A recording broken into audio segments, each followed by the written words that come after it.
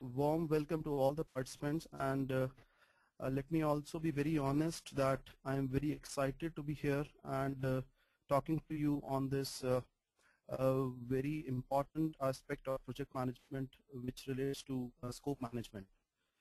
I would also like to first thank CII for giving me this opportunity, and also to a big thanks to PMI India for actually hooking me up to CII for this very important opportunity for me to come and talk to you today. As Mr. Rao has already briefed in my introduction, I'm basically from pharmaceutical industry with wealth of experience in managing R&D projects. So I would try to I would not go into the technical details of my core industry, but I'll try to give some relevant examples from our data. I would like to give some examples from our day-to-day lives so that I can make this topic very interesting for you today. So let me start with a very recent experience of mine. I'm sure that I will unmuted talking much about the movie, but I thought let me start with this experience of mine which I had over the last weekend, wherein I finally had a chance to watch this movie. Coming from North India, I was very much waiting for this movie to get released, and had waited for a long time and was following the release of Mr. Mittal. Yes. Mr. Mittal, excuse me, sorry for the interruption. We are not able to see the presentation. May I request you to please put on the presentation?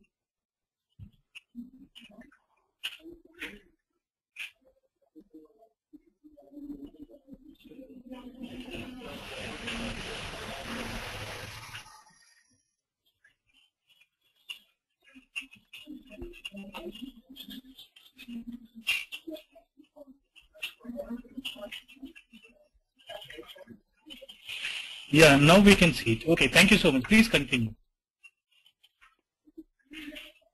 Yeah.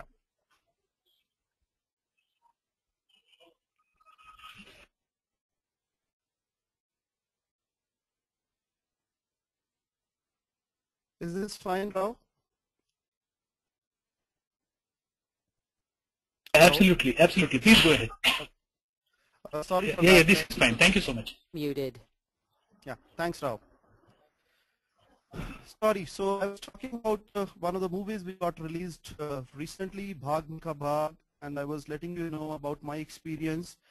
I'm not sharing the story of the movie, neither I am planning to promote or sell this movie, but there's some specific reason why I thought I'll start my session by letting you know about this experience. So why am I talking about this movie today? To share my experience, which has to go with the scope management. We had a great experience. I saw the movie along with my family, but the moment we entered the movie hall, we also saw a lot of other things which were obviously attracting my family members. And with family, obviously, you will expect these kind of scope changes, which are very, very inevitable. There was a huge sale, and I finally ended up spending a lot of my money in purchasing few goodies for my family members. And I'm sure you might have had similar experiences at your home, at your office, with the projects which you handle at your office, with colleagues you interact with, and whole lot of world you interact with. A few of those examples could be you plan to work at home, but your kids don't allow you to do that. You might have planned some outing over the weekend, but some natural things, some rain happens, continuous rains, you are not able to go outside. You wanted to relax over the weekend, but some guests drop in your place, and your plan goes for a toss. You might have chased a very good doll for your daughter, but she doesn't want it, and she wants an iPad. So these are a few examples wherein you might have planned for something, but that doesn't go as per the plan. So that sets the context for the topic for our today's discussion, which is on scope management. And with that, I would like to set some objectives for our today's webinar. How do you move from starting point to the end result that satisfies the business goal? What is important to know of the requirements process, and how do you manage the scope changes? How do you differentiate between the product or the service scope and the set of activities which are required for doing that project? And most importantly, how does the project team set boundaries and manage these stakeholder expectations?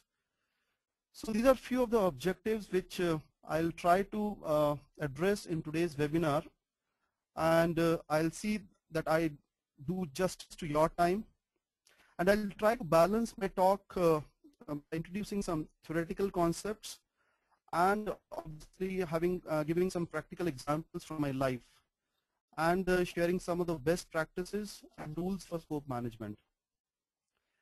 As Rao said, I plan to close my talk by 5, and then we'll have half an hour session for taking some questions which you might have. So let me first introduce you to PMI. As you know, as you must have heard in the first introductory session, Project Management Institute is a global non-for-profit professional association. I have been associated with PMI for the last 6 years. They have around 425,000 members across the globe. There are 8 chapters in India, geographically dispersed throughout the latitude of India. And their main motto has been to advance the profession of project management, which has been in existence till 1969. They have set benchmarks by establishing global standards in the field of project, program, and portfolio management. The premier one being the Project Management Body of Knowledge, which we generally call as PMBOK. PMI also gives certifications in the form of major credentials, the most important being PMP, and around 565,000 credential holders from PMI exist globally, out of which 30,000 are present in India. So these are few of the credentials which are available. PMP, which certifies that you have led and directed project teams to deliver results within the constraints, project constraints. PGMP talks about your experience with the handling programs. RMP is for you to ascertain your efficiency and effectiveness in handling project risks. Similarly, we have scheduling professional, and the most recent which was added was for the agile methodology. So I spoke a lot about PMI, and I would like to give emphasis on PMBOK because a lot of what I talk about today will be based on the concepts which were introduced to me, which I came to know about by my exposure to PMBOK and writing my PMP exam. So a lot of credit goes to PMBOK as this has been my major reference point. Okay, so let's begin by starting to define what is the meaning of scope. As PMBOK says, scope is the sum of the products, services, and results to be provided as a project. And let me contextualize this with an example of this event which we are hosting right now. I mean, when I came to know about this opportunity, my thought process for this webinar started. What I would be doing in those 2 hours. It was on the lines of how would I be conducting the webinar, what content I should be including in the webinar, what are my boundaries. I have been asked to talk about scope management. So there are other knowledge areas which other speakers would be talking about. So I have to define my boundaries. I have to also look at the timings. I mean, I have to reserve specific time for taking the questions. and also the material which goes into the talk should be of some meaning to the participants. So thinking about this webinar, this entire scope management, defining the scope of this webinar comes in a very clear picture. And finally, whatever I have thought through in the last 10 days, I have to deliver as per the thought. And I hope I'll be able to do that. So at this point, it would be very appropriate for me to distinguish between project scope and the product scope. As you can see, the project scope is work-oriented, which actually defines how the project will be done. It refers to all the work which is involved in creating the products of the project and the processes used to create them. So as it is defined in PMBOK as well, project scope refers to the work performed to deliver a product, service, or result with the specified features and functions. Whereas the product scope is functionality oriented, which defines the what aspect of the delivery. So what are we trying to deliver is defined as part of product scope, and how are we delivering it is defined in the project scope. And it's very important to have a clear picture on the product scope, because that will determine the work requirements. If you are not clear about what exactly we are trying to deliver, we will not be able to define how we are going to deliver that. So there is no one better over the another. So you need to have clarity on both. And it's very important that the project team and the stakeholders must have the same understanding of what products will be produced as a result of project and what processes will be used in producing them. So there's a lot of emphasis on stakeholders identification, managing the stakeholders within the purview of project management, and I guess you guys on a daily basis do that stuff. So when we are defining the scope, it's very important that all of your project stakeholders have same understanding of the product scope as well as the project scope. And as you know, the project scope management includes all the processes involved in defining and controlling what is or what is not included in the project. So we'll go a little more into the details of that, but I think I mean, the objective for this slide was to specify the main difference between the product and the project scope. So let me clarify this with few examples. Project scope would include the kind of stuff which you are seeing here. As we talk about project management in the terms of initiation, planning, executing, monitoring, and closing, and there will be a lot of activities, tasks you would do underneath that. So all those would be part of the project scope. Also, I mean, on a similar lines, you would be spending a lot of your energies in building your teams, communications, maintaining good communications, open, transparent communications with your stakeholders, spending a lot of time in change management, gathering stakeholder support, trying to convert negative stakeholders into positives.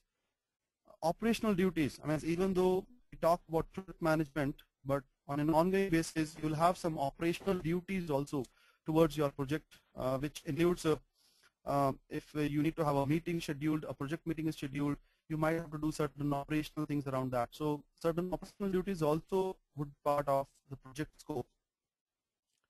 And on the contrary, if I have to talk about product scope, let me exemplify that with an example of a website.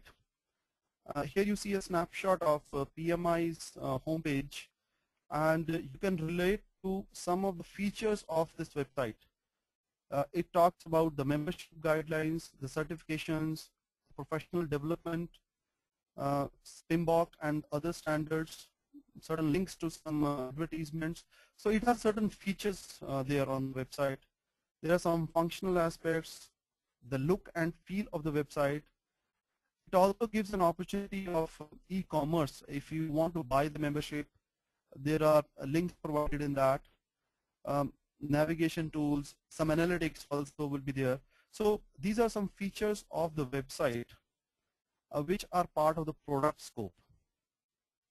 I hope I have been able to clarify the difference, and if not, then let me give you another example from my life to clarify on this very important aspect, because we generally try to undermine this concept, but it's very essential to get clarity on this.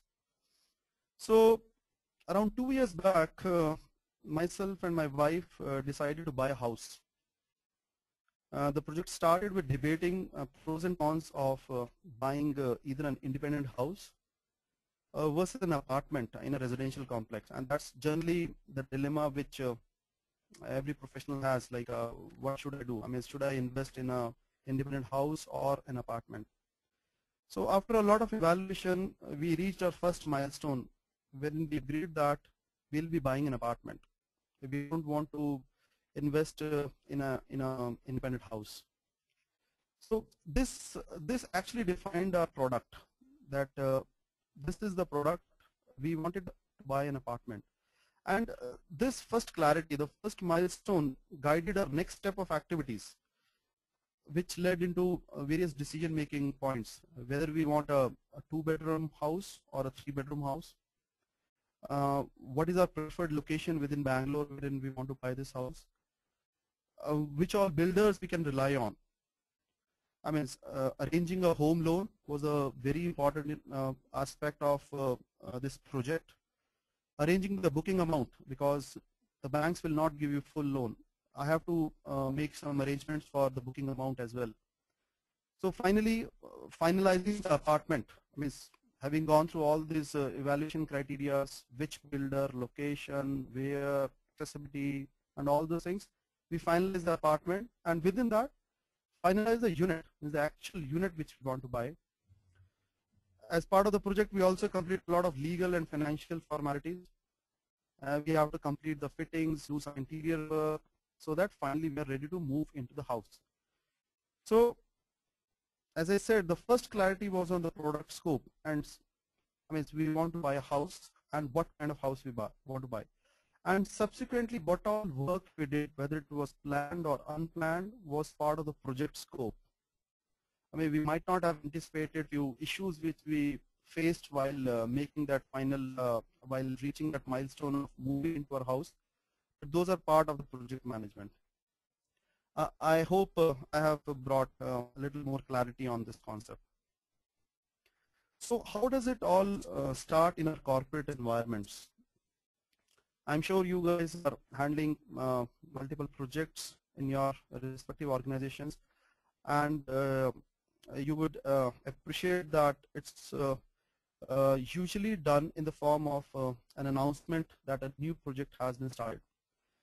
This new project could be developing a new product or a service, depending upon your organization. It could be related to some change in the organizational structure. It could be constructing a new building, or it could be implementing a new business process. So the first announcement comes from the organization. Generally, the project sponsor or the senior management who would announce this project would be the ones who would be actually kicking off the project. And along with that, you would come with a project charter, which answers the why aspect of the project. Why are we undertaking this project? This is where the organization or the senior management is supposed to show their commitments to the project. And the project charter obviously clarifies the business requirements and their association to the organizational strategy. It clarifies the project requirement and the acceptance criteria at a very top level. And it also helps determine what approach the project team should take for the project, whether it is a very aggressive thing or is it a very basic organizational setup kind of a requirement. At the charter level, you might also identify some specific project constraints and assumptions which have gone into authorizing this project. And it also identifies few key stakeholders. And this is one example of a charter. I guess you can get a lot of these templates from net, but I thought of using one for our discussion today, just to visualize what all things will go into a project charter. And finally, the project charter, which has been approved by the sponsor, authorizes the project team and the project manager to use the company resources for executing that. So the next step, the very next important step in figuring out what needs to be done and who all has to contribute is identifying who your stakeholders are. This is very important aspect in moving into the project management. You have been given a charter by your management, and the first thing which as a project manager you should be doing is identifying who your stakeholders are. As defined by PMBOK, a stakeholder is an individual, a group, or an organization who may be affected by or perceive itself to be affected by a decision, outcome, or activity of a project.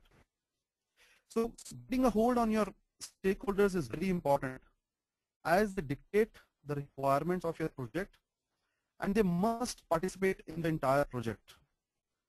Because you don't want to end up in a scenario wherein during the execution phase there is some conflict with your stakeholders, either for requirement or for expectations. So it's very essential that you maintain continuous dialogue with these stakeholders. So part of the scoping exercise is to identify who I need to talk to or who needs to be involved for certain kind of projects. And if I have to give you examples of stakeholders, some commonly defined stakeholders, broadly we classify these into internal versus external. Within internal you have your team members, families of your team members, you can have unions depending upon your work environment, your organization. You will have a sponsor, you will have the owners, which could be in the form of board of directors, stockholders, the venture capitalists who have invested their money into your company, the various functional departments, and obviously the management. It could be in form of direct management or the various allied verticals. Some important external stakeholders would involve the committee at large, the citizens, the social interest groups. These days a lot of projects are getting impacted, or I won't say negatively, but getting impacted by social interest groups. Your vendors, they are an important stakeholder in your entire project environment. Your competitors, governments, if your industry is a highly regulated one, then they are very important stakeholders. Political parties, customers, obviously. So depending on your project, scoping starts with people and help in identifying the requirements or analyzing those requirements. So the reason why immediately on project trigger we are spending a lot of time on identifying the stakeholders is to go into the next phase wherein we are noting down the requirements. At this stage you might also want to spend some time in doing analysis of your stakeholders. What do you feel is relevant for them, which is relevant for the project, and how would they react to your project developments? I mean, few of these might be classified as neutral. Fine, you need their support, but you don't essentially need their positive support. I mean, fine, if they are okay, if they are neutral to your project, that is fine for you. But there are a few essential stakeholders for which you need to have an essential buy-in, otherwise your project will not move. Some kinds of stakeholder analysis at this stage is very appropriate. So as I said, the next obvious next step is to define your requirements, which specifies what is needed. So we started off with the project charter, which defined why are we starting a project, and then we have gone into identifying the stakeholders who would help us in defining the requirements. So this is done to focus on why and how. So requirements are different from goals and deliverables, if I may stress on that point. They actually help us define how we know the goal or deliverable was completed successfully. And as defined by PMBOK, requirement is a condition or capability that is required to be present in a product, service, or result to satisfy a contract or other formally approved specification. So if I have to give an example, if your project involved building a new model of a car, for example, one of the requirements might be related to the body style or the paint color. So as you might have guessed, requirements are further breakdown of the deliverables, as requirements describe characteristics of the deliverable in a very specific detail. So going back to that example of building a new car, suppose one of your deliverables is that you need to have bucket seats. The requirements would go a little further into detail to identify the type of the fabric which you would use, the model number, the color of the fabric, whether the seats are manually adjustable or they have electronic control, the type of headrest, and so on. So these are some of the requirements which would be characterized for your deliverables. And I guess you would be able to also appreciate a fact that one deliverable can have multiple requirements. The example which took of bucket seats, there were multiple requirements for that one deliverable. And typically you should define all the requirements for your deliverables. As a project manager, you should determine whether there's enough information available in the deliverable and requirements description to produce the product or service. And if not, you should get your team together for another round of requirements definition.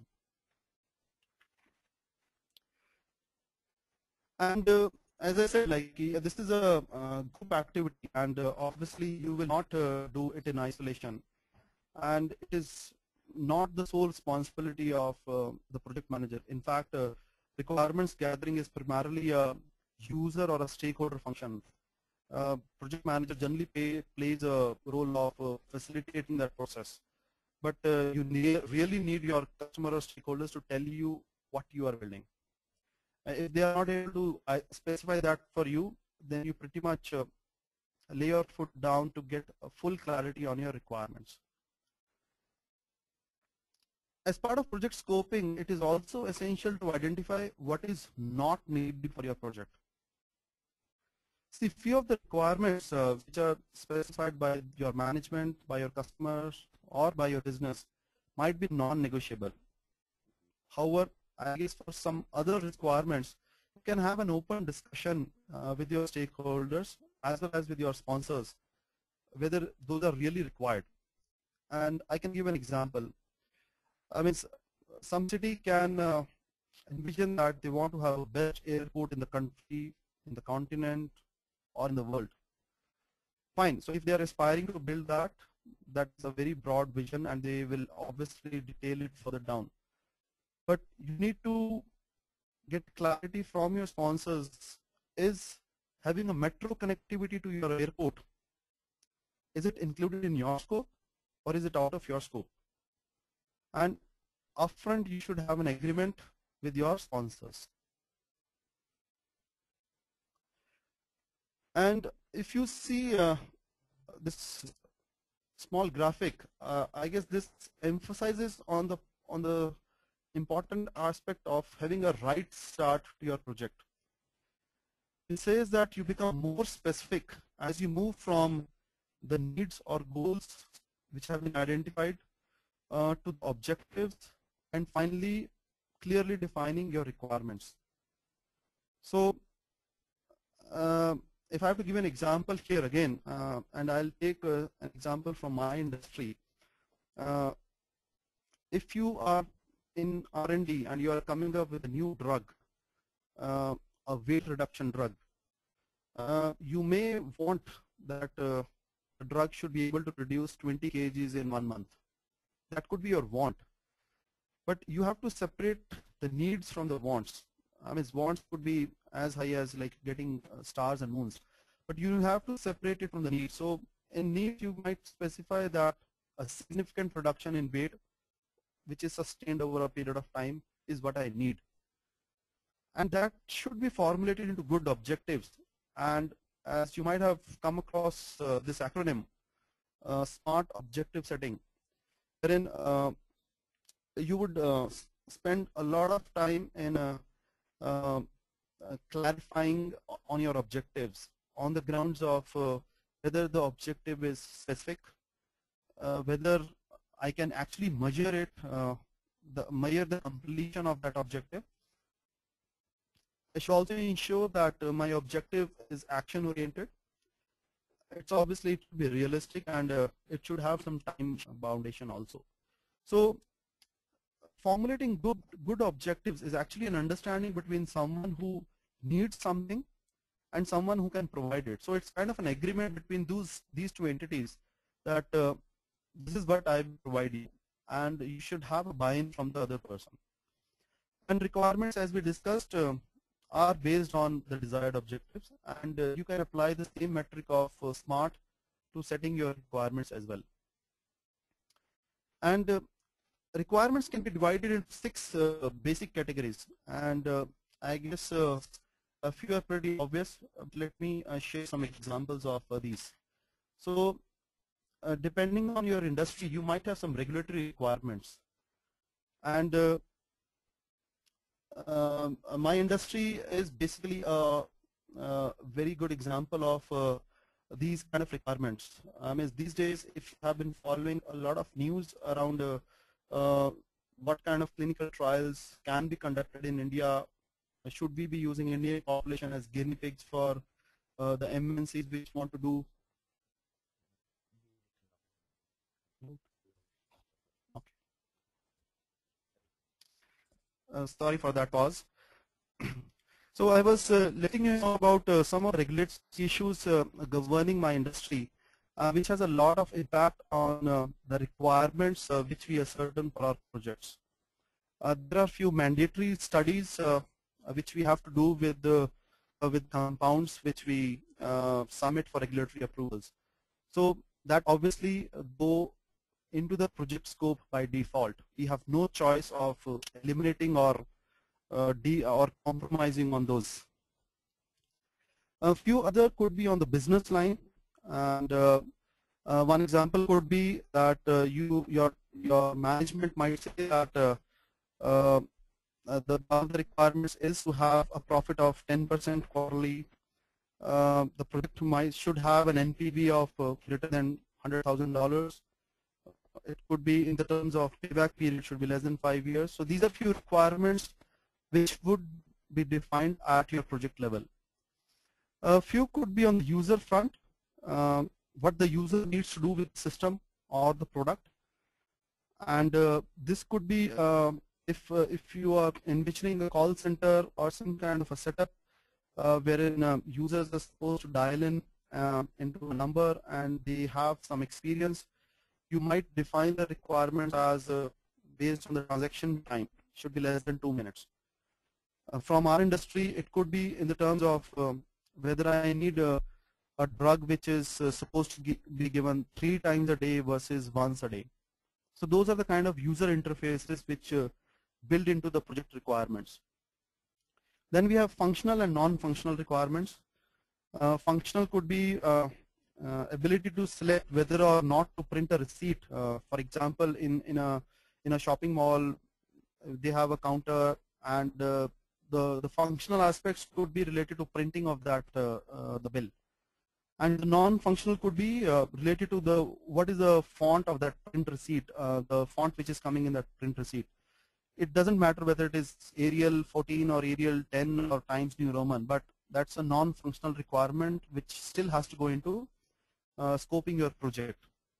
Some technical requirements answers how the system will be designed and implemented to provide the required functionality. So these are few basic categories, and depending upon your project, depending upon your environment, you will have to run through all these to see if you have not missed any of these. So few tools and techniques which you could use for collecting the requirements.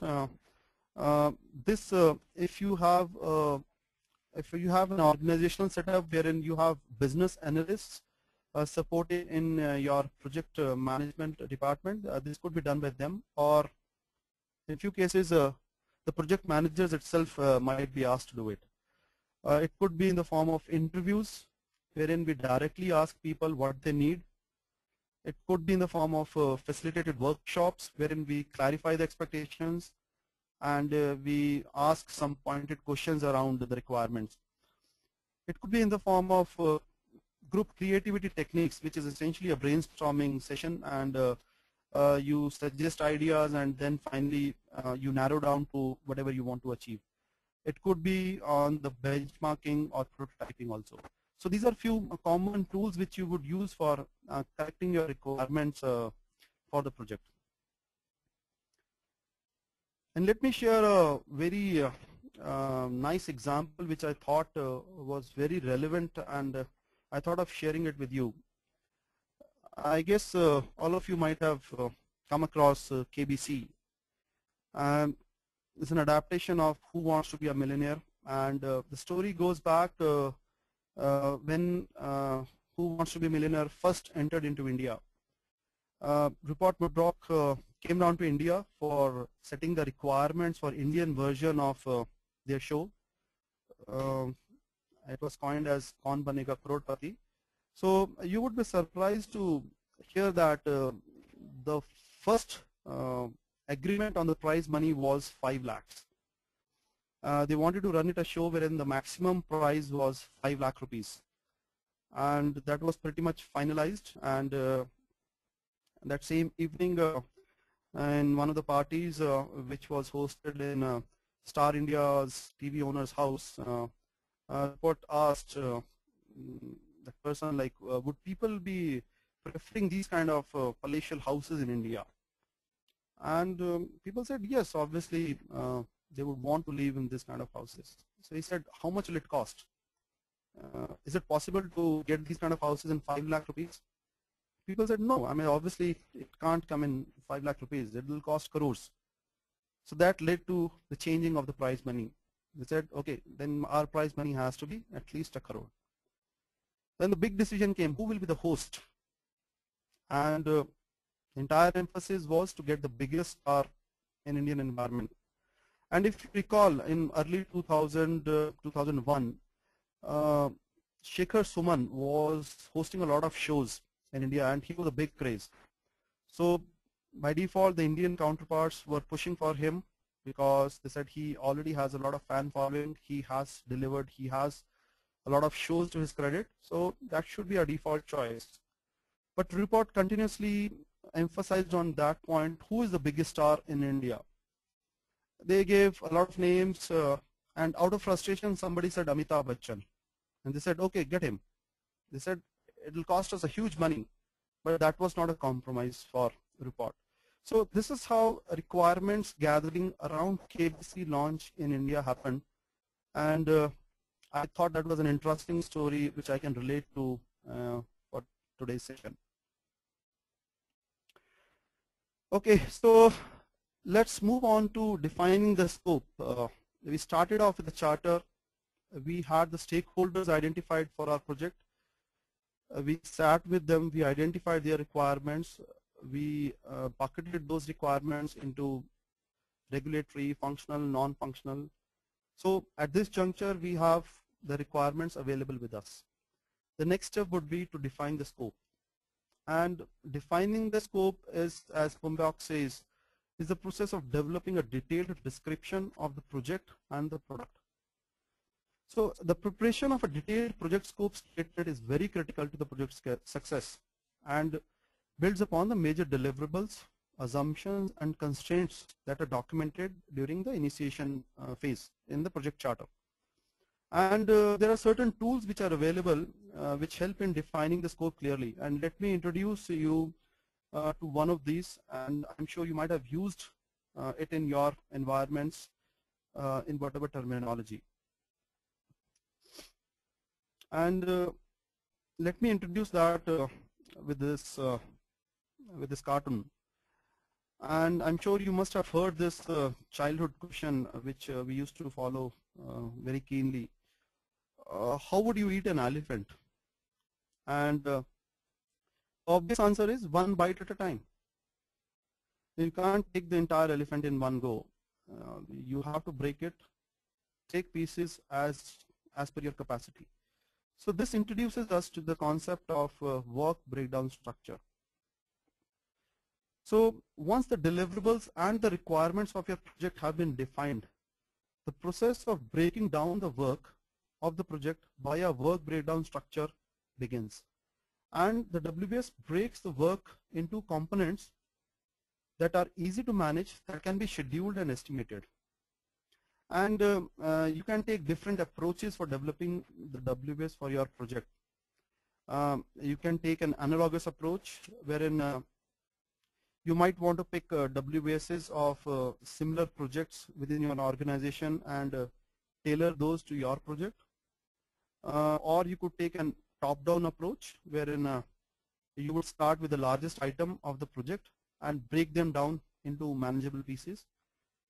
Or it could be a bottom-up approach, which will start with the specific tasks and you would roll them up into like meaningful packages which you want to monitor.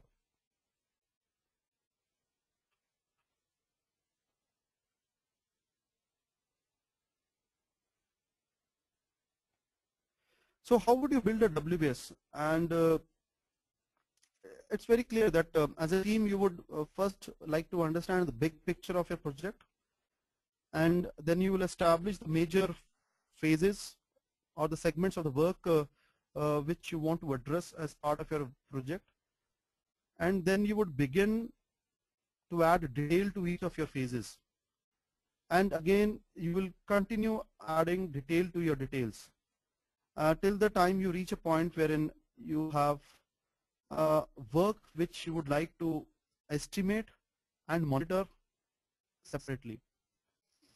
So at this point of time you will hold a review session with your major stakeholders to get a buy-in and identify any missing items, and once you have their buy-in you will prepare a WBS dictionary, which is a compilation of all the work packages in your system, in your project. So how long it will take or how much it is going to cost or perform the work or how many resources it is going to take is estimated at the work package level.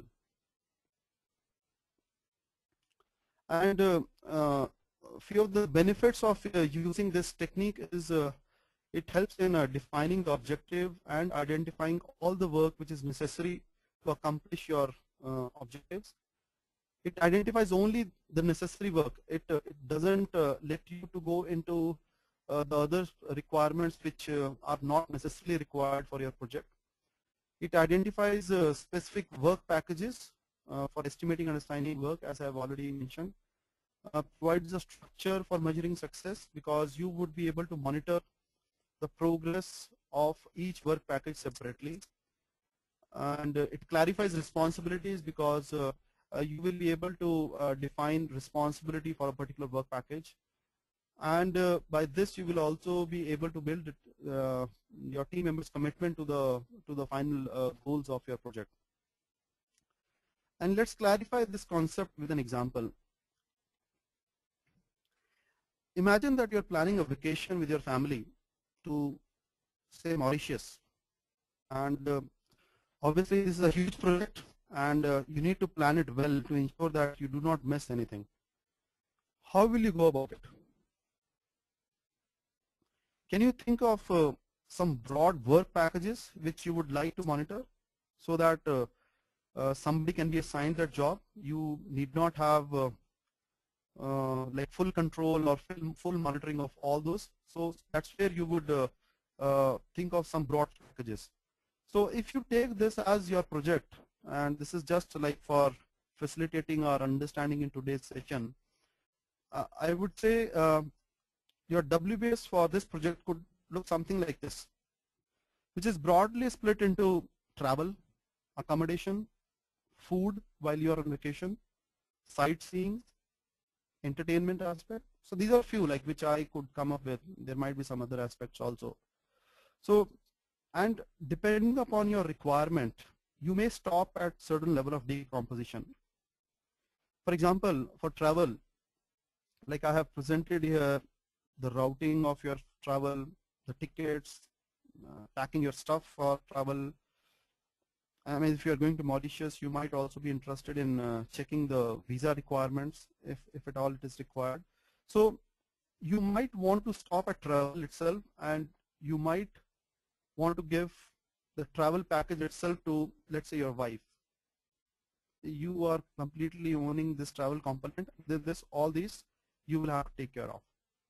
Or you might want to stop at one level down, wherein you will delegate or you will assign getting the visa and the ticketing part to yourself, and the other aspects you can assign to any of your team members. So similarly, I mean, this is just a facilitation for us to have a better view or understanding of WBS as a tool, wherein you will break your project into manageable work components.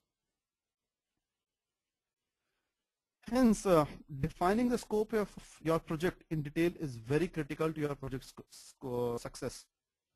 And during planning, the project scope is defined and described with greater specificity, because more information about the project is known now as compared to during the initiation phase when a charter, which could be a single or a two-page document, was given to you. The assumptions and the constraints are analyzed for completeness during defining the scope phase, with additional assumptions and constraints added as necessary. The project team and the other stakeholders who have additional insight into your scope can perform and prepare the analysis. It's very critical to have the requisite expertise on your team to analyze these requirements and define the scope of work, because if any of your team members are not able to decodify the requirements, then you might miss that aspect in building your scope statement.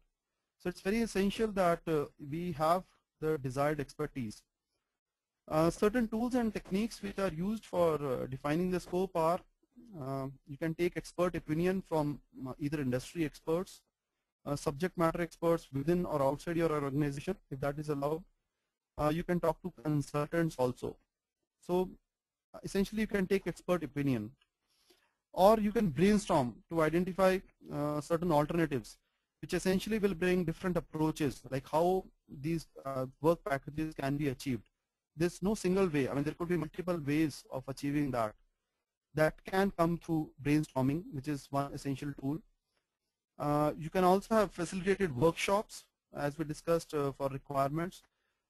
Workshops which will help you in generating and prioritizing requirements with team consensus.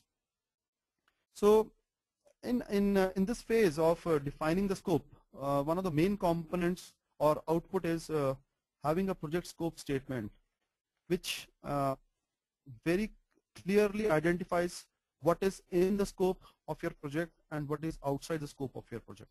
And let's talk about that in a little more detail. So ideally, a project scope statement would include all these components: the scope description, product acceptance criteria, project deliverables, certain exclusions, constraints, and assumptions. So let's see, what does that mean? Project scope description would identify the characteristics of the product, service, or result that the project is undertaken to create, essentially defining and noting down the product scope. So as an example, if I take you back to my industry and I introduce you to a drug which suppose is targeted for reducing weight, at this level you would want to define whether you want an oral drug which is taken by mouth, or you want an injectable, as an example. So this is a broad characteristic. Then obviously you can have certain aspects around the various characteristics, what color it should be, what kind of a packing it should come in. So all those things would come into the product aspect. Another example could be from hotel industry. Suppose you are coming up with a new hotel. So you would want to specify whether you want a 5-star kind of a hotel setup, or you want something which is an economy time. You want a hotel with a lot of amenities or no amenities. So all those things are identified in the product scope. Next is defining the acceptance criteria for your product, which in addition to listing the criteria for accepting the completed products, it also identifies what process will be followed for accepting that product at the end of your project. So again, relating to the same example, if I'm working on a weight reduction drug, so the acceptance criteria would be on these parameters. What kind of effectiveness I require? I mean, should the product be able to reduce 10 kg in 3 months, or should it be 10 kg in 1 month? On top of that, what kind of safety profile is required? Means, do I want my product to have some kind of side effects, or I do not want? It is non-negotiable, and there should not be any side effects. Whether you want a twice-a-day product or once-a-day product, whether you want a 5-gram tablet or 500 milligram tablet. So these are kind of acceptance criteria which are going a little further in detail and letting you know that what kind of product will be acceptable and what will not be acceptable. Next is on deliverables, which as we know that it would include measurable results and outcomes that must be produced in order to consider the project complete. And again, as we have discussed, you can apply the criteria of having smart deliverables, because the clearer and more specific you make the deliverables, the easier it will be for you to plan and estimate your project activities and communicate the assignments. So essentially deliverables are like mini goals, and because these are action oriented, and your deliverables will have certain completion dates. And if I just give you a little more into my industry, for all the drug development projects, we have some specific deliverables in terms of defining the efficacy profile. Efficacy is like how effective my drug is. The safety profile, your drug has to clear all those deliverables in all the phases to be qualified to be taken up for the next stage of development. In the scope statement, you would also include your exclusions, which states explicitly identifies what is excluded from your project. And as we discussed earlier, it is very essential to let your stakeholders know that you are not working on these things. For example, in our case, we tell upfront that we are not working on natural therapies for weight reduction. Those are not part of our project. And we are working on a chemical entity which is supposed to do that thing. For hotels, you can say that I am not planning to build a helipad on the terrace of my hotel, and I'm not planning to have an auditorium for hosting big corporate events or marriages. Those are not included in my scope. And if any of your stakeholders has any objection to that, that would come up by agreeing on the scope statement. That's the intention of building this up. You'll also identify the constraints which you envision as on moment of writing a scope statement. Besides the constraints of time, scope, and cost, you can build in other elements like lack of commitment from your executive management or team, because that is one thing which you need to constantly monitor, because your sponsor may lose interest in your project because some other things might have come up and your project might be deprioritized. So those are few constraints which you must be on constant watch out for.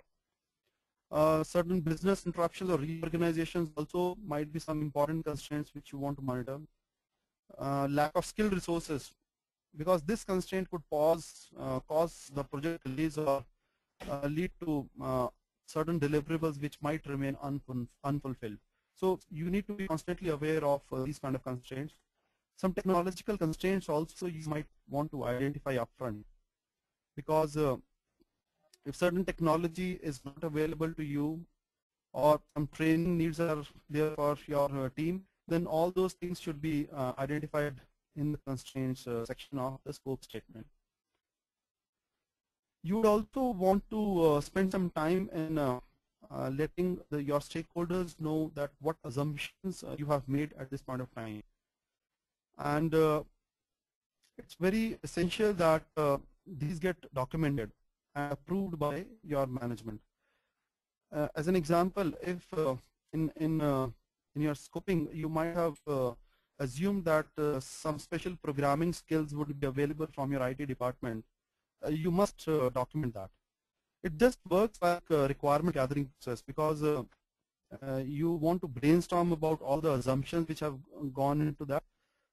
As simple as the working hours will be 9 hours, and nobody should be expecting 18 hours of workday. And a few examples which I put here are like key members availability, resources availability, team members performance, because you might have picked some person on your team based on their previous experience or previous performance, which is not guaranteed in your project. So you might want to give that that is an assumption which you are making. Team member skills is also an assumption. Some delivery commitments from your vendors, accuracy of the project schedule dates, your customer approvals. So all those would go into into your scheduling aspects of scoping your project. So I mean, fine, you have documented your assumptions. So what would be the obvious next step? It would be to validate and verify them, because if you have said that a key resource is going to be available to work on your project, you must verify with his or her reporting manager that whether he'll be available or not. So these are few things which you do as part of the more your project progresses in the next phase. So we have moved into the execution phase. Till now, whatever things we have discussed, we were in the planning stage. We identified the requirements, did stakeholder analysis, and we have defined the scope statement. So now your project moves into the execution phase, real action starts, and that's where you need to keep a track of your project activities, which should be in line with your defined work. And I mean, even though the execution phase is the most visible phase, because what all we do during the execution phase, we conduct experiments, we do some work, we release some reports, we talk to vendors, we conduct meetings, we do project reviews. This is the most visible phase of your project, but this is the phase wherein you will see your role as a project manager to keep a constant watch on your project scope, because as I gave an example in the beginning, there will be changes on your project. As you go to watch a movie, but you'll end up spending money on shopping, on doing some other associated things. So essentially there will not be a scenario wherein you will not have any changes. So it's taken by granted that you will have some changes on your project, but as a project manager you need to manage those changes. That's what is expected by the management. So what would you do as part of managing the change? And I'm sure you must have heard about this term of scope creep, which as defined by PMBOK is an uncontrolled expansion to the product or project scope without adjustments to time, cost, and resources. So there is an emphasis on the word uncontrolled, because if you have an approved or authorized change management process through which any of these expansions are routed through, then that will not be classified as a scope creep.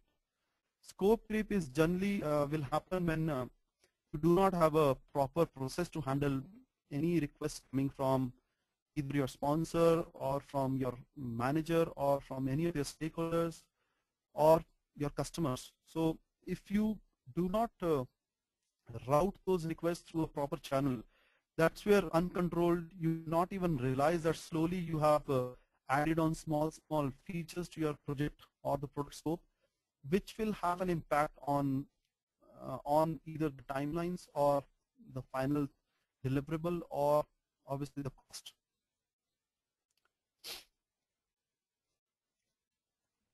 And let me give you an example. I mean, this is how the scope will get changed.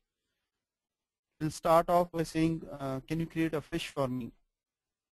And then you'll slowly realize, can you add a bit of background? That will be good. And you go a little further, you'll get a request. How about adding some more creatures to give it a company? So this is how the scope changes. And if all these are not authorized, if you do not pay substantial attention to what impact it has on your overall project environment, then you'll end up having scope creep, and you'll obviously be in an environment which you don't want to be in. And if you're wondering why this creep curve happens, let me share a few of my thoughts. I'm sure not everyone on your project team will have the same understanding of how are you balancing your constraints. Means that additional request for one additional feature on your product will have an effect on some other element of your project. For example, if I'm adding some feature onto my new drug which I am developing, then obviously it will have an impact on the cost. It will require me to do some additional experiments. It might require me to do something in parallel if that is allowed. So those aspects will come into picture, which will essentially jack up my cost, or it will increase the time duration of my project. And the scope can also happen if your requirements are not clearly defined during the initiation and the planning phase. I mean, if that is the stage, then obviously we are bound to get these kind of issues during execution. For example, if it is identified at a later stage that we need an obesity or a weight reduction drug, which should also have a positive impact on functioning of your heart, as an example. I'm just taking a very weird example, but if suppose 2 years into your product development, somebody comes up with a requirement that our weight reduction drug should also have positive impact on the functioning of your heart, you're bound to have scope creep. If that gets approved, you will have to go back, rebase your project, realign your expectations. And so how do you manage these changes? Means you do not, I am talking about Facebook now, and I'm sure all of us are on Facebook, and randomly you'll receive guests like friend requests, and I assume that you do not accept all incoming friend requests on Facebook by default. You'll exercise some judgment, and a similar kind of judgment is expected on your projects as well, because requirement is to have an effective change approval process. At this juncture, whenever there is a change requested on your project, you should stop and ask a few questions. Is it a must? Do I really need this change? It might be pushed onto you, or it might be enforced because of some regulations. If it is a regulatory thing, then you have no choice. You have to incorporate that into your scope.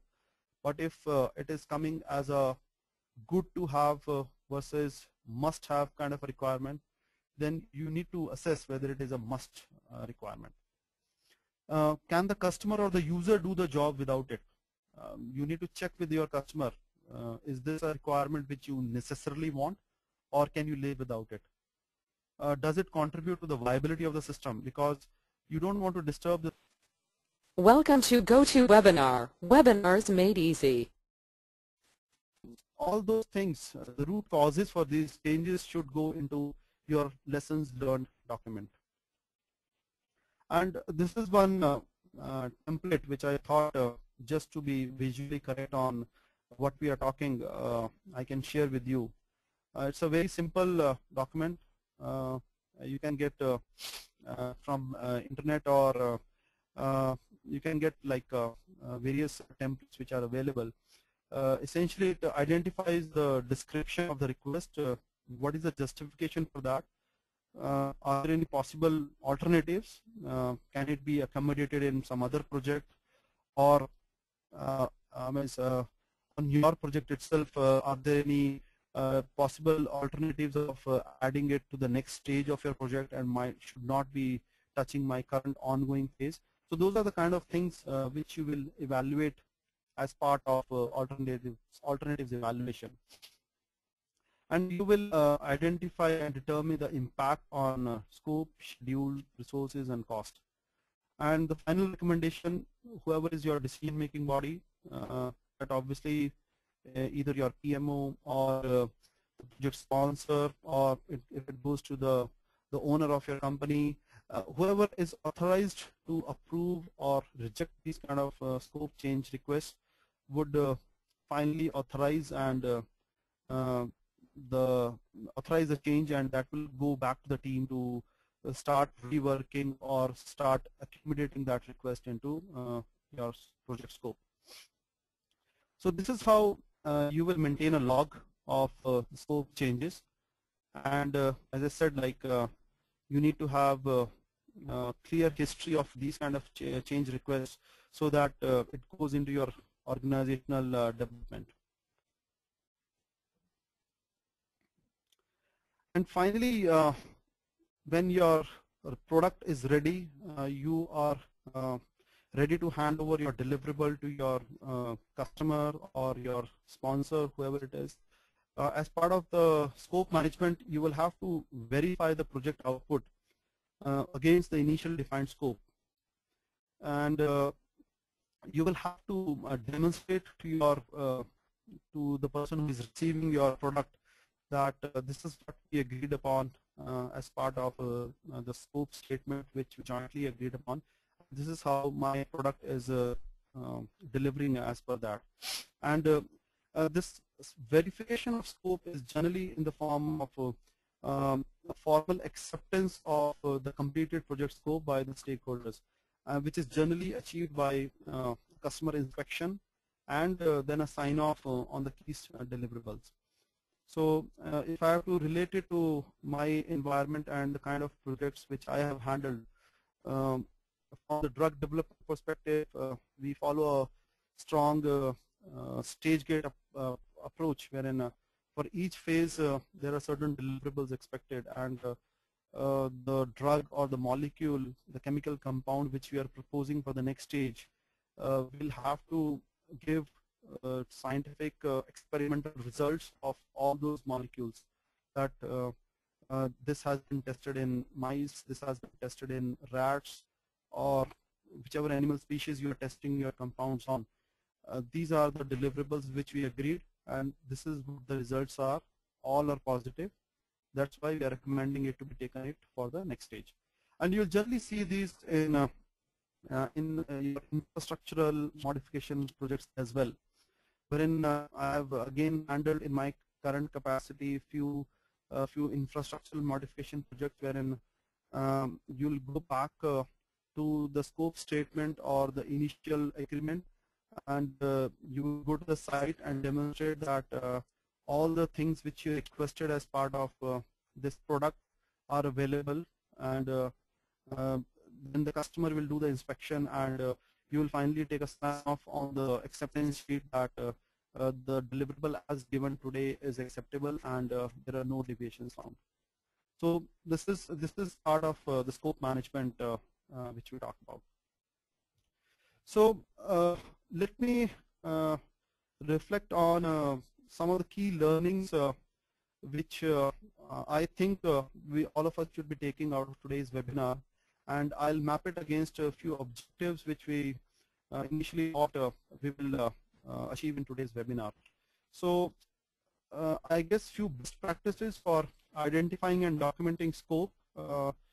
We have discussed work breakdown structure, how it can be used to break down your big elephant into manageable pieces which you want to monitor and which you want to estimate at an appropriate level. We have discussed in detail about scope statement, what all components it should have, and that helps in a proper documentation of your scope, whether it's in the form of describing your product scope, defining your acceptance criteria, defining your project constraints, assumptions, and also defining your other associated project environments. We also spoke about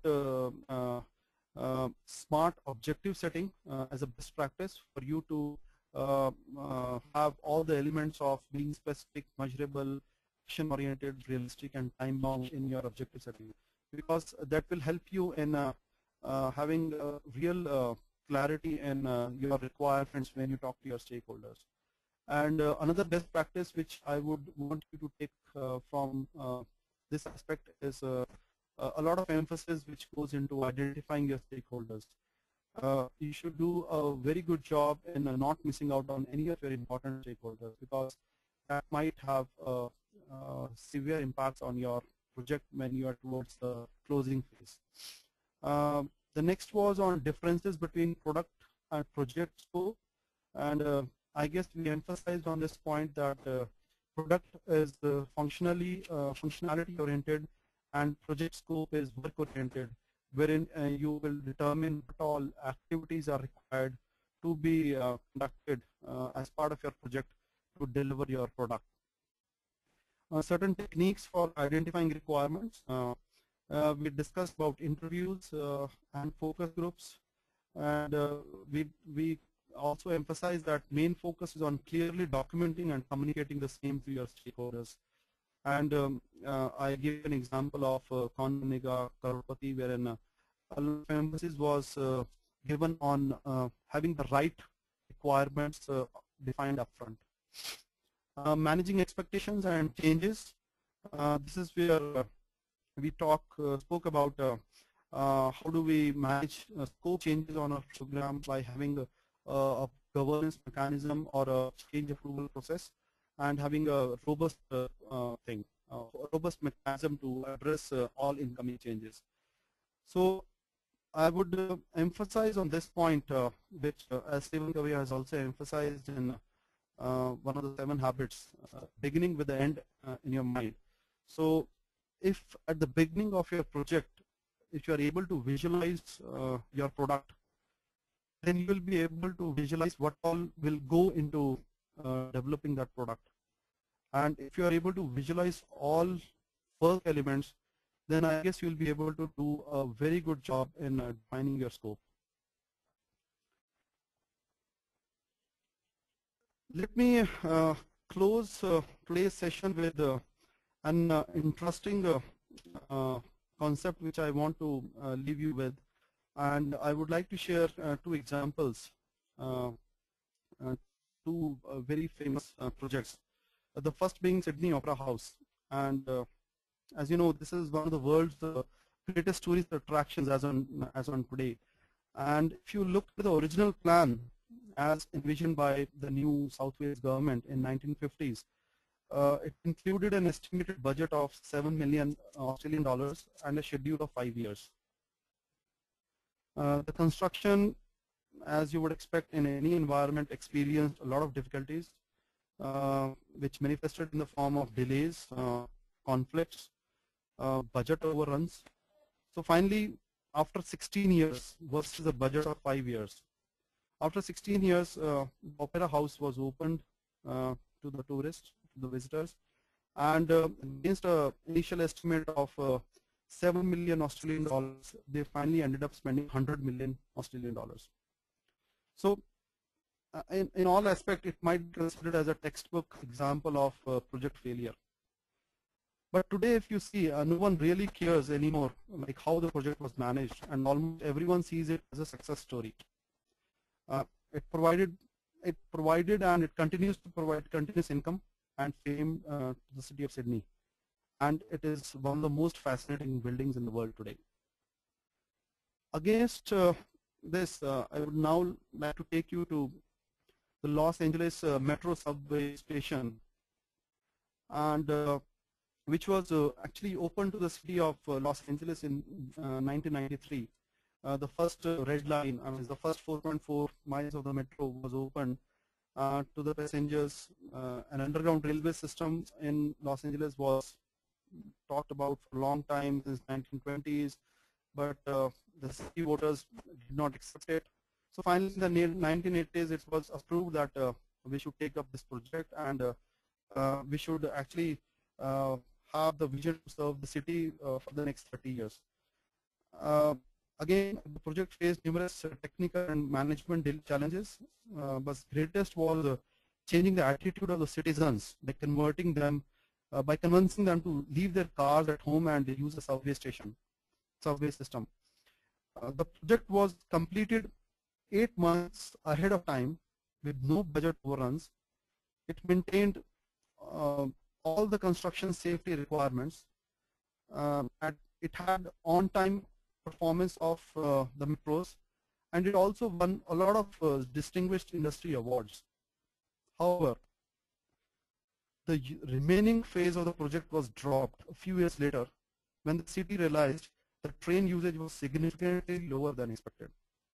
So the challenge of changing the citizens' attitude was never met.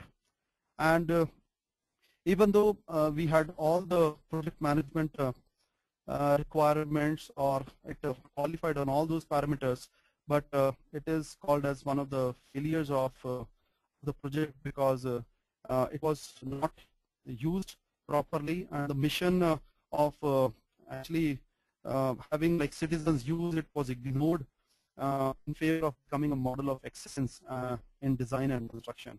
So I would like to leave you with that parting thought on how do we actually measure success of our projects with these two contrasting examples. With that, I would like to thank you for your patient listening, and these are a few my coordinates, and if you would like to reach me anytime for clarifying any of the points which I have spoken about today, you can connect with me, and I would be happy to talk to you.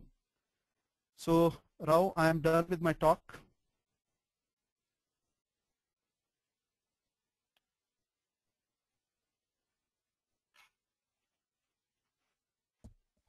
Hello.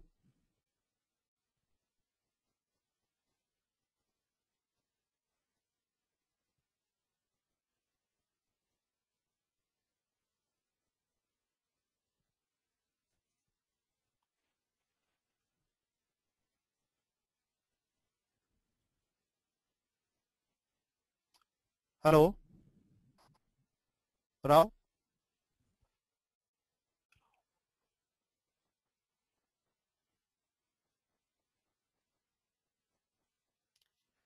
So if audience can still listen to me, I would request you to drop your questions to me. I guess we have time to take up a few questions, and I would be very happy to help you with those.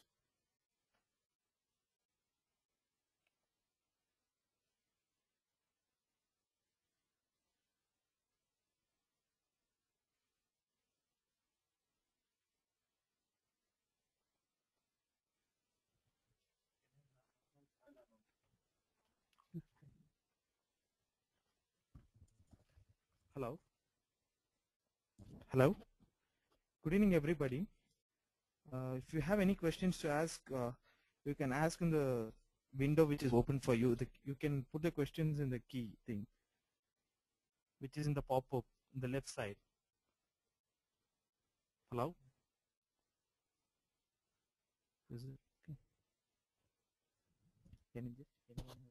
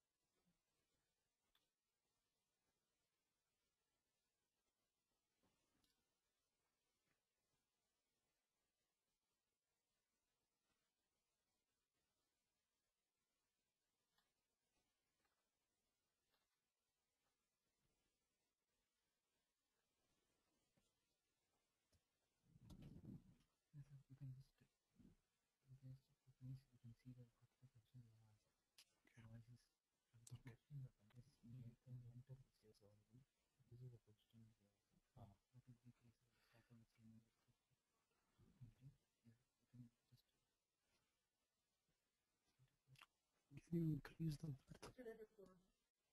Can you increase the width?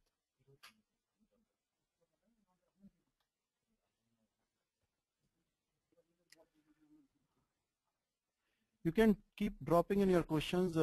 We are trying to set up the system to answer those.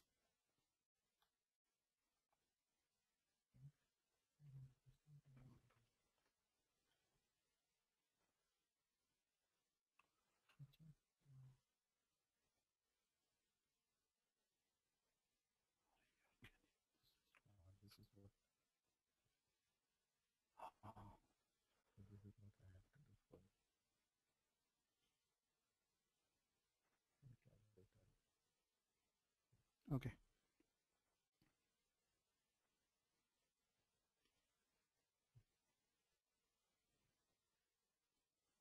Okay, fine.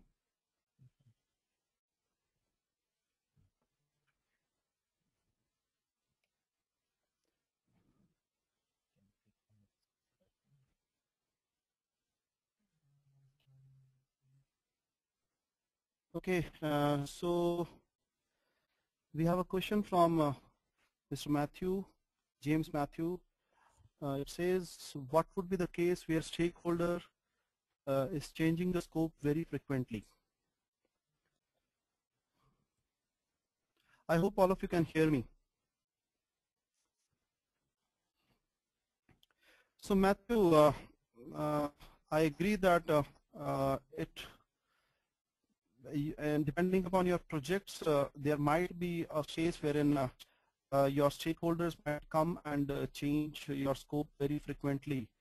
And if you are familiar with certain project management methodologies, like Agile being one of those, which is governed on this premise that you need to come with the small pockets of deliverables, you deliver those, get it verified through your stakeholders, and then reset your expectations for the remaining work. So it can happen, and it happens in our environment also. And our environment, like from the drug discovery and development perspective, wherein any regulation change or any change from the marketing environment has an impact on our programs. So essentially, I would not underestimate or underemphasize the importance of change approval process.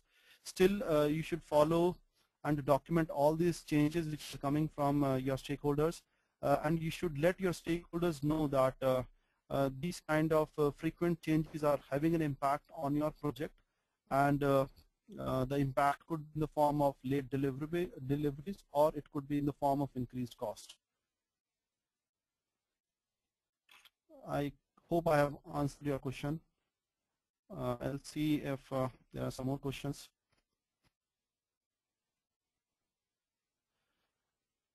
Okay, Priyanka Mishra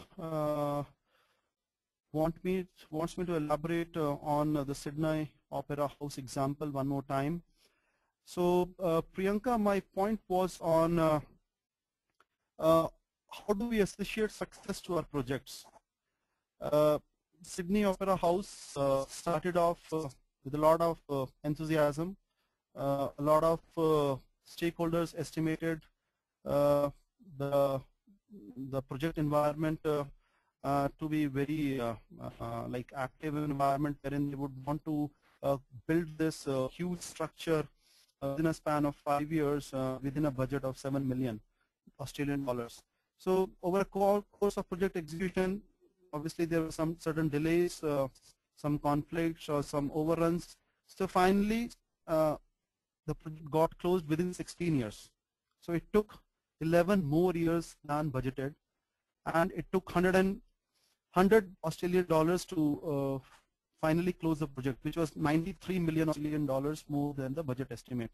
So if you look at these numbers, these are staggering numbers. These are like delays or overruns of 200%, 300%. So in any project management environment, you would classify or you will call these projects as failures. But if you see, I mean, this Opera House is considered as one of the marvels of modern humankind, and it is one of the most attractive tourist destinations in Australia, and it is a big success because it is generating revenues for the government. I mean, they might have overrun when project was getting executed, but today it is generating continuous stream of revenues. And my association was that where do we draw a line? Should we be very preemptive in calling a project a failure if it has overshot its time, or if it was over budget, or should we be waiting for the fruits to come from that project and then only classify it as a failure or a success?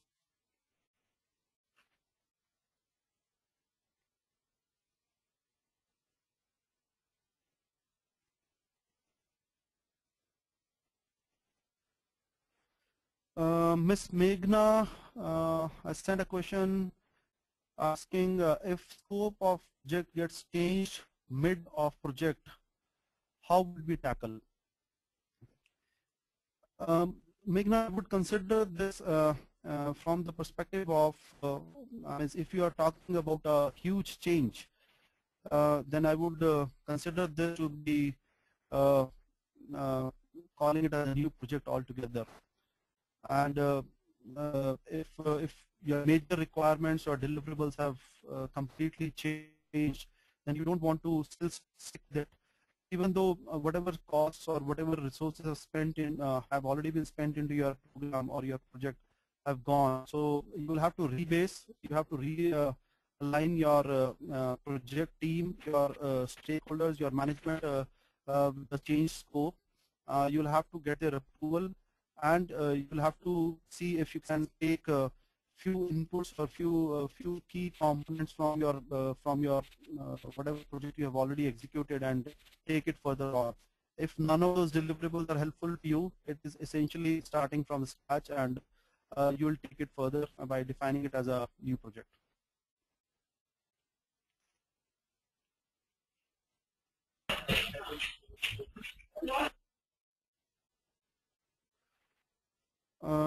Dr. Rana Mukherjee says, if a project carries on for a fairly prolonged period, change in requirements en route would be inevitable.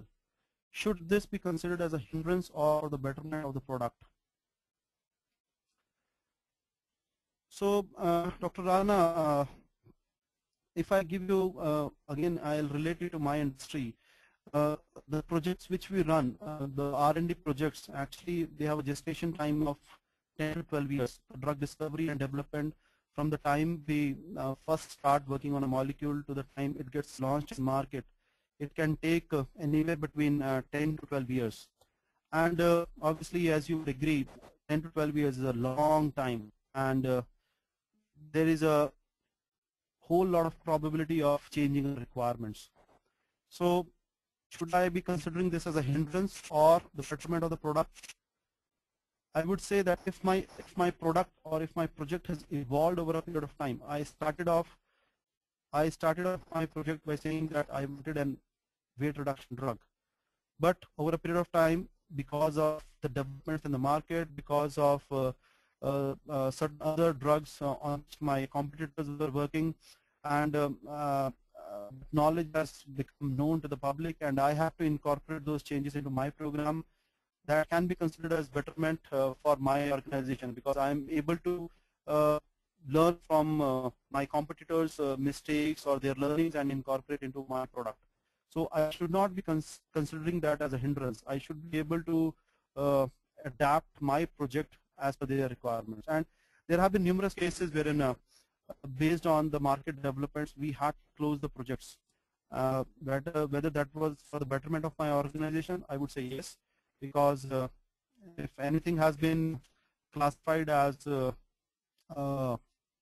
project or a drug in our environment which cannot be worked upon, then it's better to stop working on that. There has a substantial amount of evidence would have gone into coming to that conclusion.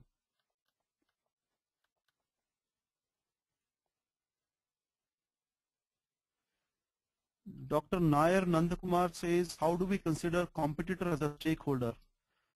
Please explain.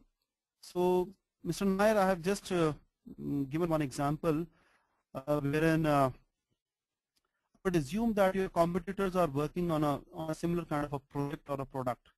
And stakeholder, as we defined in our in my presentation, is any entity which gets impacted or which can impact you is your stakeholder. So if any development on your competitor product is impacting your product life cycle of or your whatever commitments you are making on your project, then that is an important stakeholder. I would say you cannot ignore whatever is happening in your competing environment.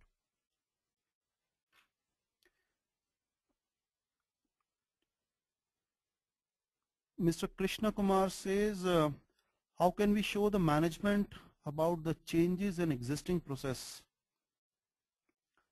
I'm not sure if I've got your question right, but if it's about letting them know that what all changes have happened in your project scope, then obviously, as I said, you would keep a repository of all the changes which have come on the way, and obviously management would have played a role in either accepting or rejecting those change requests.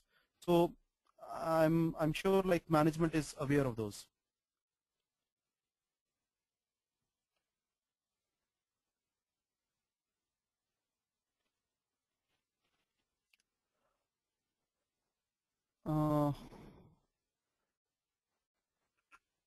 Zara says, from a project management perspective, Los Angeles Metro was a success. So from that perspective, is not changing commuters' intent due to faulty project management?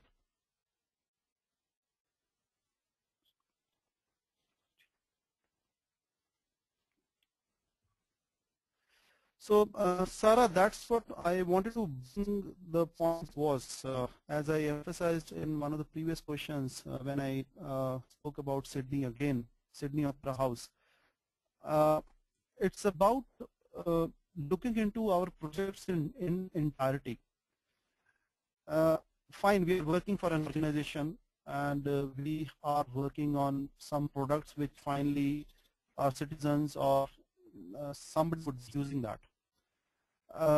My point was to drive that we should not be sitting or working on our projects in isolation wherein we do not understand the business environment of our project. If at any point of development of the Los Angeles metro system, any of the team members would have laid stress on emphasizing on this point that fine, as part of our project, we also have to see that our project has to be commercially successful. What efforts are we putting to change the culture of the people?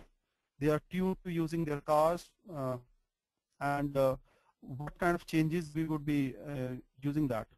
So, I mean, I would say that should have been considered as part of the project deliverable, and the concerned stakeholders or the concerned team members should have done some parallel promotion or advertising, be it on the grounds of environmental protection, be it in the terms of their convenience, be it in the terms of reaching the office or home at times. So a lot of emphasis in changing the culture should have also gone into that project management. So I would say that it should have been part of project management.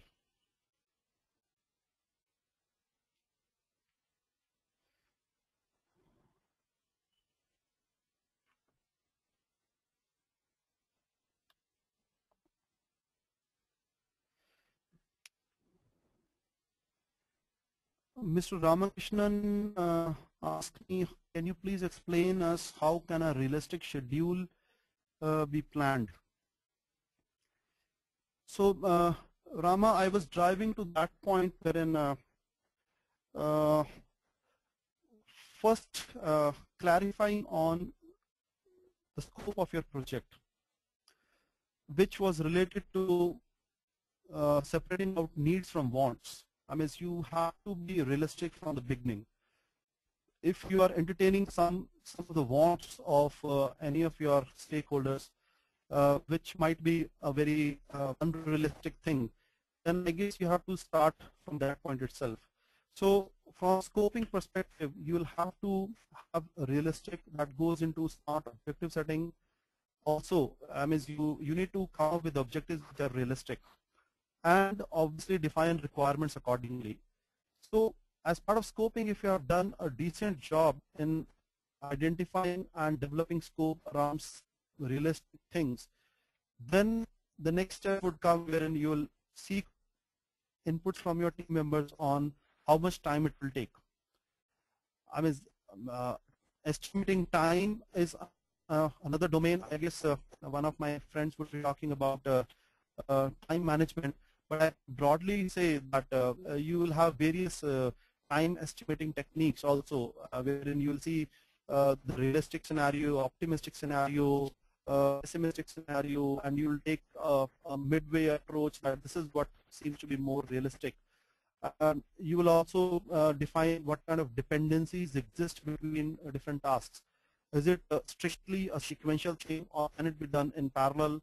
Or I mean, all those things will go into developing your schedule, and this will be actually coming from your team members itself. I know a lot of team members, including us, have a tendency of building in buffer everywhere. So that's where you try to build a culture with your team wherein maybe buffer will not lie at each activity level. A buffer could be made available to the entire project at the bottom. So these are few things wherein you can build up a realistic schedule, which will obviously be based on some experiences or some inputs from some experts in that field.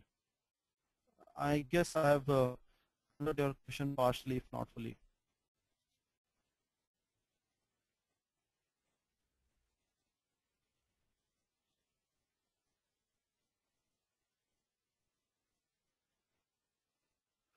As per PMI definition, can we say Opera House as a project is a failure?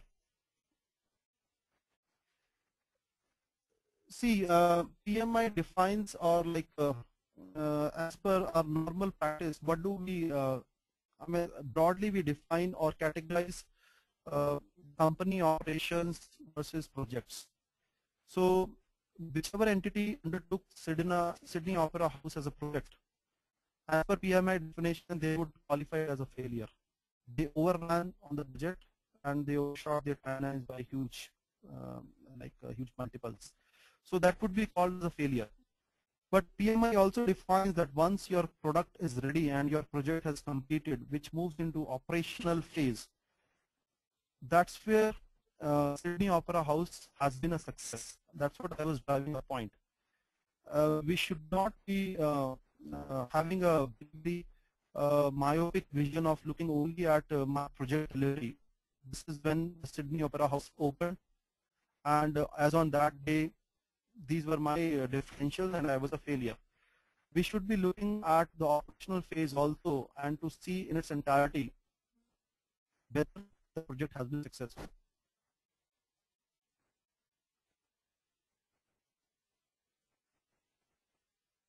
Meghna asks me if we are going to cover conflict resolution techniques arising due to scope change.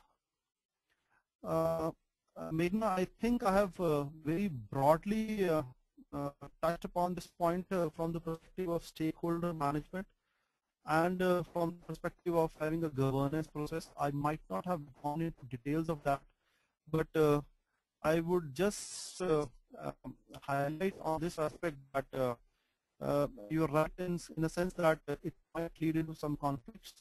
And as part of the governance mechanism which you will put in place for either approving or rejecting any of the scope changes, the process should be able to also address your conflicts arising of that.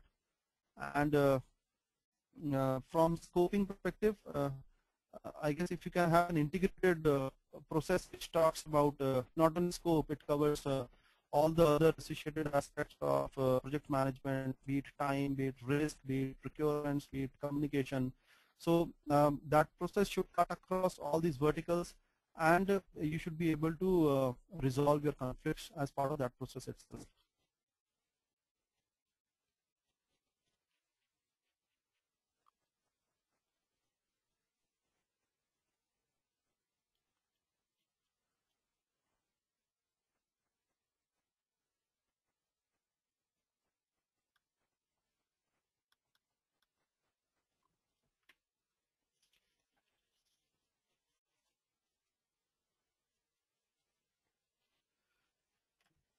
Mr. Nair says that focus group and group creativity techniques one and the same method. Nair, I would not call these as same. My understanding of focus group is to do it by kind of a market research. You would pick a certain segment of customers and customers or whoever are concerned people on your project, and you will focus on them. You will have some structured questionnaire questions, pointed questions. You will ask them, and the goal is obviously to listen to their opinions. Whereas group creativity technique is mostly on lines with having brainstorming sessions, and it's kind of wherein you are not dismissing any idea, be it the weirdest idea possible. It's kind of on the lines of divergent thinking. You diverge out, you think from a systems perspective, what all things might be impacted. You put down all the points on a piece of paper or on a whiteboard. You don't dismiss anything. So that's where group creative technique will come.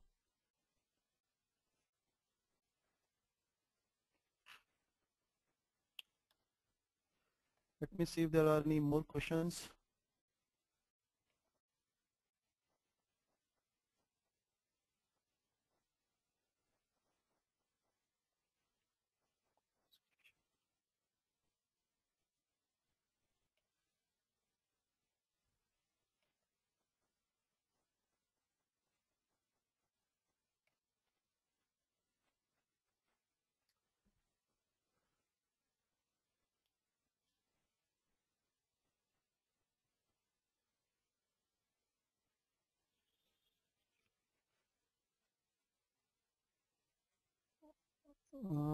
Priyanka asks, once again, would like to know how to deal with competition in a project where the margin is very low. Priyanka, I'm not sure if I've got your question right.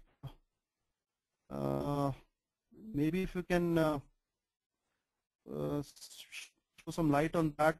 You have my email ID. You can drop a note to my email, and maybe I can address it because I'm not sure if I've got your question completely understood here.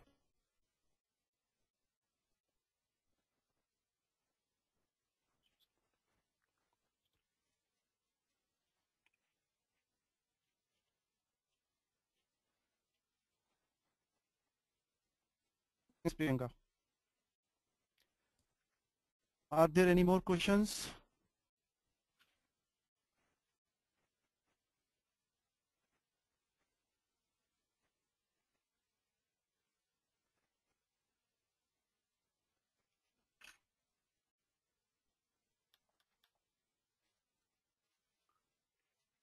So if there are no more questions, then I would like to sign off. I would like to thank all of you for your patient listening and uh, asking me some questions to address few of the doubts which might have remained still at the end of my presentation. Kurian says, why my questions are not answered? Sorry, Kurian, I might have missed your question. Let me search for that.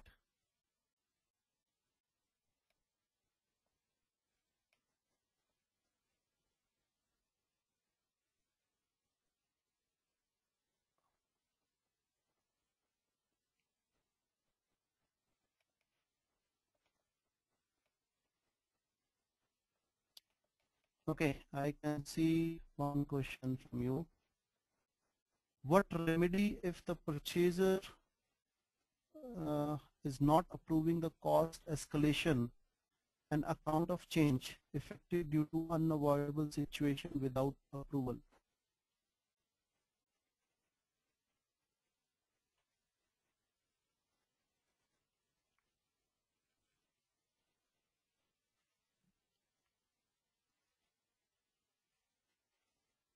Kulina, I'm not sure if I'm very clear on your question, but I'll see if I can answer that from the perspective of whatever I've got.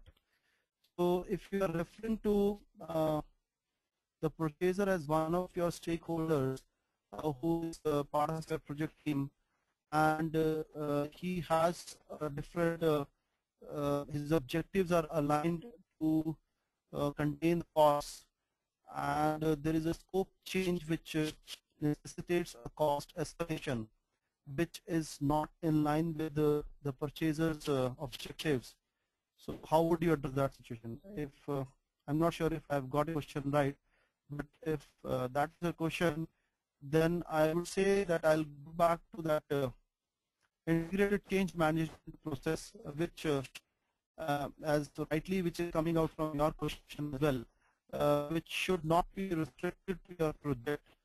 So integration of any of these changes which are required should cut across what all verticals, your functional verticals, what all your other horizontal domains of your organizational structure are, and it should go back and let them know that on such and such project, this kind of additional cost or additional budget has been approved.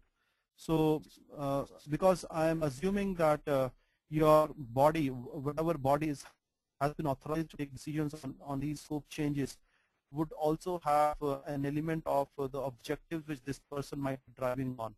So it should be given back to him that fine, we understand that was your initial objective, but because of whatever reasons, the regulatory reasons, we are ending up spending more. So he should be willing to take up that scope change in his objectives also. So Kurian, if I have still not answered your question, maybe you can write me and we can connect again. Please read my first question. Sorry, Kurian. In EPC contracts normally scattered in different regions, the changes required that projects need to take up based on urgency. This is without approval. How to manage this? Okay. Kurian, I guess I'm a I'm a very critical person as far as changes are concerned, and I have taken a very safe approach in these kind of environments, whether we call it safe or whether we call it non-aggressive, whatever it is. So you will have to understand these changes are coming, and as you said in your question, these changes are coming based on urgency. And in these kind of scenarios also, I would assume that your organization would have given some authority. Some authority might have been delegated at the team level or at the project manager level. And if you tell me that no authority has been delegated, then I guess you should not be taking up these changes. But if in your delegation of authority metrics, some delegation of taking few minor changes, or to whatever extent, if these changes are defined in terms of the impact it creates on cost, timeline, if few of these things are already clarified in your delegation metrics, then you can take it up and you can send a justification note, or you can send a FII note to your management or to the sponsor. But if you tell me that there is no delegation available, then I would say take a safe approach. Do not take these changes as they are coming and route it through the person who is authorized to do those. I don't know if this safe approach works in your environment, but this is what I actually, on a personal capacity, I try to follow that for my programs.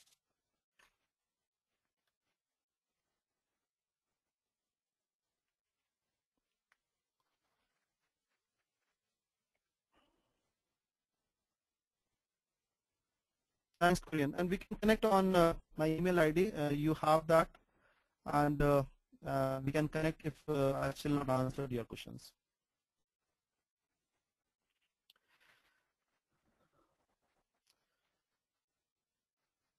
Thanks all of you. Thanks for this opportunity wherein I was able to interact with you. I would once again thanks both CII and CMI India, and wishing luck on the remaining series of the project which is coming. Thanks a lot, and I would like to sign off. Have a pleasant evening to all of you.